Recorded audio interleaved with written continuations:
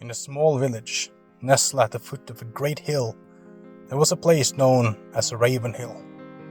The hill was steep, covered in dense, twisted trees, and crowned with a solitary oak that had stood for centuries. Legend had it that this hill was home to a great raven, as old as the land itself, who watched over the village and protected its secrets.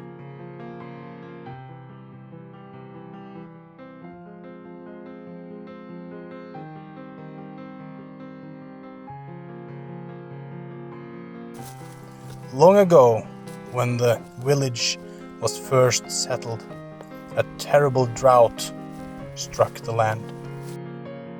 Crops withered, rivers ran dry, and the villages disappeared.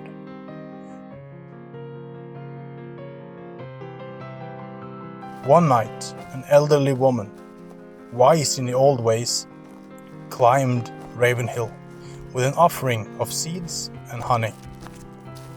She reached the ancient oak and called out to the raven, asking for its help. At dawn, the raven appeared, its feathers gleaming black as coal. It circled the hill 3 times, then perched on the old oak's highest branch. The raven spoke in a voice like the wind through the trees, telling the woman that the land would flourish again if the villagers honored the hill and its guardian. The woman returned to the village and told the others what the raven had said. The villagers, desperate for relief, built a shrine at the hill's base, offering their thanks and respect. Soon after, the sky darkened and the rain fell in torrents, reviving the earth and bringing life back to the land. From that day on, the villagers never took the raven's blessing for granted.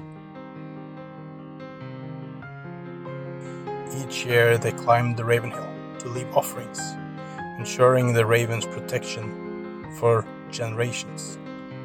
And though few ever saw the great raven again, they knew it was always there, watching from the shadows of the ancient oak, guarding the village and its secrets.